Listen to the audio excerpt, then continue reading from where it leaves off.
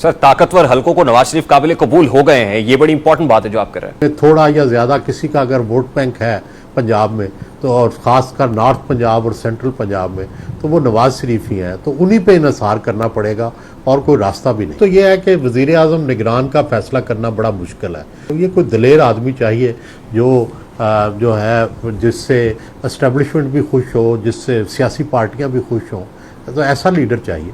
लेकिन अब नून ने ये कन्वे कर दिया है कि अगला वज़ीर आज़म का उम्मीदवार जो है वो नवाज शरीफ होंगे और वो कुछ अरसे के लिए ज़रूर वज़ीर आज़म रहेंगे। उसके बाद चाहे वो इक़्तिदार जो है अपने भाई को दे दें, और उस वक़्त वज़ीर आला की जो अगली उम्मीदवार है वो मरीम, वज़ीर आला पंजाब की उम्मीदवार जो है वो मरीम नवाज़ हैं, और नवाज शरीफ आएंगे, इलेक्शन लड़ेंगे और वो ख़ुद वज़ीर आज़म बनेंगे। वो चाहते हैं कि मेरी विंडिकेशन हो, और मेरा ख्याल है कि ये बात जो है ये एस्टेब्लिशमेंट को भी कन्वे हो गई है कि अगर नून इक़्तिदार में आई तो वज़ीर आज़म जो है वो नवाज शरीफ होंगे। ये पार्टी इसलिए, ये कंपनी इसलिए चलती नज़र आ रही है कि एस्टेब्लिशमेंट फिलहाल इनके साथ है, और एस्टेब्लिशमेंट के साथ के पास और कोई रास्ता नहीं है। शायद वो आइडियली तो शायद वो चाहते होंगे कि कोई ऐसा नया जहांगीर तरीन जैसा चेहरा जो है वो उसको लेके आए, लेकिन ऐसा पॉसिबल नहीं है। तो चूँकि ऐसा पॉसिबल नहीं है, इसलिए उन्हें नवाज शरीफ को कबूल करना पड़ेगा। देखिए, जिसने इस्टेब्लिशमेंट से लड़ाई की है उसको भुगतना भी पड़ा है, नतीजा उसने देखा है। ये नवाज शरीफ हो या चेयरमैन पीटीआई हो, आज उस वक्त इस्टेब्लिशमेंट नवाज शरीफ के खिलाफ थी और उसके कहने पर फैसले भी दिए जा रहे थे। आज हवाओं का रुख नवाज शरीफ के साथ है। अगर मैं सादा अल्फाज में पूछ सकूं तो क्या इस्टेब्लिशमेंट नवाज शरीफ के साथ है आज? देखिए, गुजारिश ये है कि पहले मुझे ऐसे, देखिए ये अब मेरे पास कोई इल्म नहीं है, कोई इन्फॉर्मेशन नहीं है, लेकिन पहले मुझे लगता था कि नवाज शरीफ के हवाले से इस्टेब्लिशमेंट में रेजिस्टेंस थी। लेकिन अब नून ने ये कन्वे कर दिया है कि अगला वज़ीर आज़म का उम्मीदवार जो है वो नवाज शरीफ होंगे, और वो कुछ अरसे के लिए ज़रूर वज़ीर आज़म रहेंगे। उसके बाद चाहे वो इक़्तिदार जो है अपने भाई को दे दें, और उस वक़्त वज़ीर आला की जो अगली उम्मीदवार है वो मरीम, वज़ीर आला पंजाब की उम्मीदवार जो हैं वो मरीम नवाज़ हैं, और नवाज शरीफ आएंगे, इलेक्शन लड़ेंगे और वो ख़ुद वज़ीर आज़म बनेंगे। वो चाहते हैं कि मेरी विंडिकेशन हो, और मेरा ख्याल है कि ये बात जो है ये एस्टेब्लिशमेंट को भी कन्वे हो गई है कि अगर नून इक़्तिदार में आई तो वज़ीर आज़म जो हैं वो नवाज शरीफ होंगे। सर, ताकतवर हलकों को नवाज शरीफ काबिल कबूल हो गए हैं, ये बड़ी इंपॉर्टेंट बात है जो आप कर रहे हैं।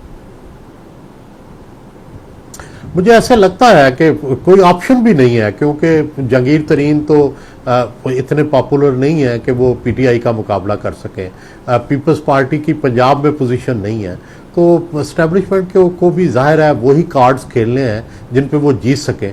तो इस वक्त अगर पीटीआई के मुकाबले में थोड़ा या ज़्यादा किसी का अगर वोट बैंक है पंजाब में, तो और ख़ासकर नॉर्थ पंजाब और सेंट्रल पंजाब में, तो वो नवाज शरीफ ही हैं, तो उन्हीं पे इन्हिसार करना पड़ेगा और कोई रास्ता भी नहीं। और नवाज शरीफ की वापसी में जो रुकावट एक हायल थी, वो रुकावट भी दूर हो गई है उनकी इस कबूलियत के साथ। जी, मुझे लगता है कि जस्टिस बंदियाल के जाने के बाद सारी रुकावटें दूर हो जाएंगी। ठीक, यानी इसका मतलब यह है कि इसके लिए भी हुकूमत केयर टेकर सेटअप का इंतजार करेगी। तब तक तो फिर ये शहबाज हुकूमत नहीं होगी, इत्तेहादी हुकूमत, फिर तो निगरान आ चुके होंगे। सर, ये भी अभी मेरा ख्याल है ये फैसला होना है कि क्या निगरान लंबी मुद्दत के लिए आएंगे या ये हुकूमत लंबी मुद्दत के लिए जाएगी। देखिए, इस हुकूमत के पास ये चॉइस मौजूद है कि 1 साल के लिए अपने आप को लंबा कर ले, फाइनेंशियल इमरजेंसी के नाम पे या किसी इमरजेंसी के नाम पे। लेकिन इसमें भी ज़ाहिर है एक सियासी मुश्किल होगी कि IMF की जब आप शराइत पूरी करेंगे तो उससे आप अनपॉपुलर भी होंगे, आपको महंगाई का मज़ीद सामना भी करना पड़ सकता है। तो लेकिन शहबाज शरीफ शायद ये रिस्क लेने के लिए इसलिए तैयार हैं कि अभी अगर फ़ौरन इलेक्शन होते हैं या निगरान हुकूमत जो है उसको दिया जाता है इख्तियार, वो पता नहीं कैसे निकलेगी। इनको ये भी डर है पीपल्स पार्टी को और नून को कि कोई ऐसी निगरान हुकूमत ना आ जाए जो इनके खिलाफ ही चलना शुरू हो जाए और बिल्कुल एस्टेब्लिशमेंट की टूल बन जाए। वो चाहते हैं कि ऐसी निगरान हुकूमत आए जो उनके सिंपैथेटिक भी हो और एस्टेब्लिशमेंट भी उसको सपोर्ट करे। तो अब क्या ये ऐसा हो सकेगा, ये देखने को बाद में तो सिलवट साहब, अभी तक ये फैसले नहीं हुए, क्योंकि इतला तो ये थी कि दुबई में मुलाकातें जो हो रही है इन्हीं फैसलों के लिए हो रही है कि इलेक्शन फ्रेमवर्क क्या होगा, आने वाली हुकूमत की साख्त कैसी होगी, उसमें कौन होगा। ये बिला नतीजा खत्म हो गई वो मुलाकातें जो दुबई में हो रही थी। मेरा ख्याल है इस पे इब्तदाई बातचीत तो हुई है, लेकिन मेरा ख्याल है कोई फैसले नहीं हुए। एक तो यह है कि वजीर आजम निगरान का फैसला करना बड़ा मुश्किल है, तो ये कोई दलेर आदमी चाहिए जो है जिससे एस्टेब्लिशमेंट भी खुश हो, जिससे सियासी पार्टियां भी खुश हों, तो ऐसा लीडर चाहिए। ये फैसला एस्टैब्लिशमेंट करेगी फिर ऐसे नाम का, या पीपल्स पार्टी और पीएमएलएन की भी से होगी उसमें? मेरा ख्याल है मिलजुल के होगा। सर फिर ये गिलगित बल्तिस्तान के अंदर जो कुछ हुआ है उसके अंदर तो बड़े बुरे तरीके से एक्सपोज हो गया ये इत्तेहाद के, जिसमें 4 सीटों वाला भी अपना सीएम का कैंडिडेट ले आया, 3 सीटों वाला भी ले आया, हत्ता कि 1 सीट वाली जेयूआईएफ भी अपने कैंडिडेट को नॉमिनेट कर दिया चीफ मिनिस्टरशिप के लिए। उसमें तो ऐसे लगा कि जैसे इस इत्तेहाद में कुछ भी अच्छा नहीं है और इस हुकूमत का अल्टीमेट मुकाबला इसी अपने साथ ही होगा। फिर जी मेरा ख्याल है कि इलेक्शन तो ये इकट्ठे नहीं लड़ेंगे, लेकिन इलेक्शन के बाद फिर इकट्ठे हो जाएंगे, क्योंकि इनके पास जो है वो और कोई रास्ता नहीं है। जितनी देर तक पीटीआई मौजूद है उतनी देर तक इनका इत्तेहाद टूटता बनता रहेगा, लेकिन इनके मफादात एक हैं, चूँकि पीटीआई के खिलाफ हैं ये सारे, तो इसलिए इस इत्तेहाद में रहेंगे। हुकूमत में रहना है तो इकट्ठे रहेंगे। मेरा बड़ा सादा सा सवाल है, आपने कहा था कि पार्टी नहीं चलेगी चेयरमैन पीटीआई के दौर में, ये पार्टी जो इस वक्त है ये चलती हुई दिखाई दे रही है आपको?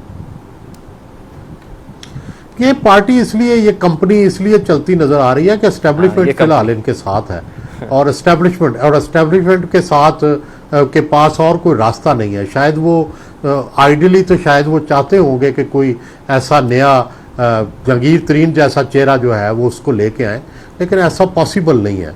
तो क्योंकि ऐसा पॉसिबल नहीं है इसलिए उन्हें नवाज शरीफ को कबूल करना पड़ेगा। Sir towards the end lastly Tehreek Insaf का या चेयरमैन पीटीआई का तो सफाया हो गया है, अल्टीमेटली इस इत्तेहादी हुकूमत को आप अपने आप से ही लड़ता हुआ देख रहे हैं, मतलब मुस्तकबिल करीब में भी और फिर मुस्तकबिल बईद में भी? नहीं, मेरा नहीं ख्याल कि अभी पीटीआई का खात्मा हुआ है, अभी उनका वोट बैंक मौजूद है। और जितनी देर वोट बैंक मौजूद है उतनी देर तक पीडीएम जो है वो लड़ने के बावजूद भी इकट्ठी रहेगी। और इस्तेहकाम पाकिस्तान पार्टी का क्या फ्यूचर है सर? क्या वो किसी से एडजस्ट होगी, या वो भी आजकल तो कह रहे हैं कि तने तन्हाई हम अपने अलहदा सियासी शनाख्त के साथ आएंगे? जी उनको ये सूट करता है कि वो पीटीआई का वोट बैंक तोड़े, लेकिन सवाल ये है कि नैरेटिव तो चलो ये बन गया कि हम पीटीआई के नैरेटिव के साथ दोनों जमातों के खिलाफ चलेंगे, लेकिन सवाल ये है कि वो लोगों को कैसे अलग करेंगे। पीटीआई का वोट बैंक का है तो को कैसे आइसोलेट करेंगे ये देखने की। बहुत बहुत शुक्रिया सीनियर सहाफी तज्जियाकार सुहेल वड़ाइच साहब हमारे साथ मौजूद थे। कोई शॉर्ट ब्रेक लेते हैं, ब्रेक के बाद वापस आएंगे। मंशियात स्मगलिंग की अनोखी वारदात की कहानी आपके सामने रखेंगे इस ब्रेक के बाद हमारे साथ।